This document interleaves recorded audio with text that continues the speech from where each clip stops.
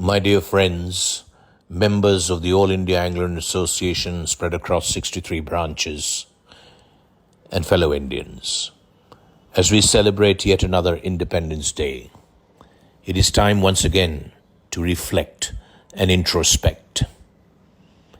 Is this the India we want, the India that is being built?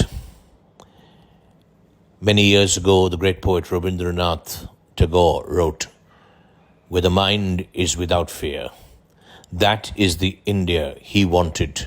That is the India our forefathers and the writers of the Constitution wanted to build." Now we have to ask ourselves, is this an India where the mind is without fear? Are we spending too much time looking back at what happened 30 years and 50 years and 70 years ago, blaming each other, pointing fingers of what happened and what didn't happen? Is that the right way to go? Isn't the past only a time from which we can draw strength? The time to act is now. The time to speak about, to reflect is now.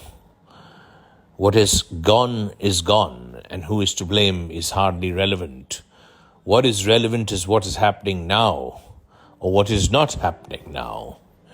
I, on behalf of all common Indians like me, plead to our leaders, politicians, and those influencers, let us not worry so much about what happened and who was there and what was there 500 years ago, or 50 years ago, whose actions were responsible for something. Let us speak about the present and act on the present, and build an India for all, for the young and the elderly, for men and women equally, for people belonging to all castes and tribes and communities, irrespective of how many or how few they are in number, irrespective of what language they speak. And with this in mind, I penned an antonym, and I have called it "Where the Mind is with Fear."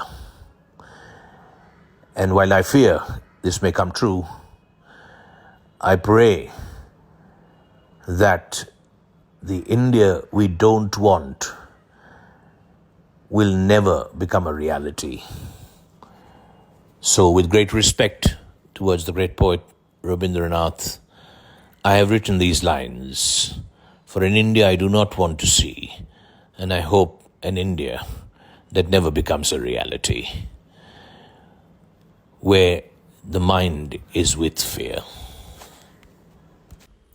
Where the mind is with fear and the head hangs in shame, where you are not free, where caste and creed have broken us into fragments, and we are separated by religious walls, where words fear to come out from the depth of truth, where intolerance breaks the arms of love and compassion, where the clear stream of reason has completely lost its way, into that dreary desert sand of desolation, where the mind is led into the depths of despair by thought and action that denigrate the spirit of India.